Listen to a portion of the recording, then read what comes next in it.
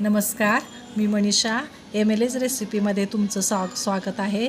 आज मी तुम्हाला चकलीची रेसिपी करून दाखवणार आहे। डाळ घेतली बारकी वाटी, मैदा एक डबा मैदा घेतलाय।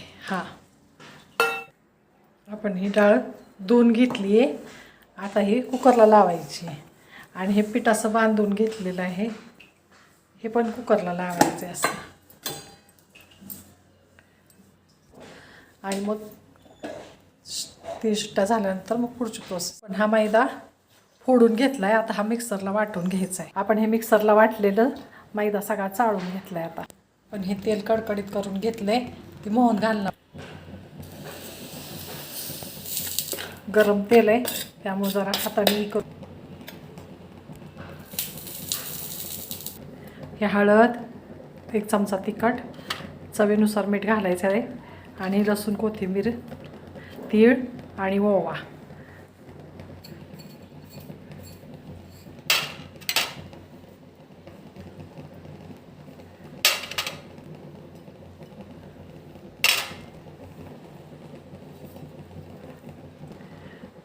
ही मुगाची डाळ शिजवून घेतलेली, ही पण आता ह्याच्यात घालायची।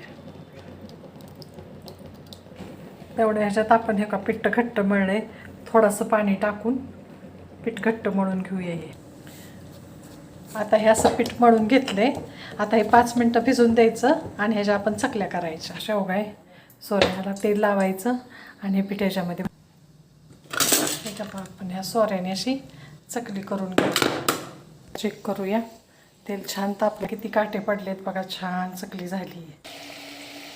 हे बघा आपली चकली तयार आहे, तळून झाली आहे। आता खाली बसली, काढून घेऊया।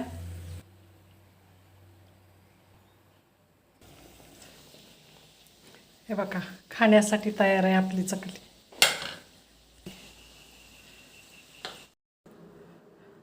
तेवढ्या मैद्यापासून हो का आपली एवढी चकली झाली, छान काटेदार मस्त चकली, खायला खुसखुशीत आणि मस्त।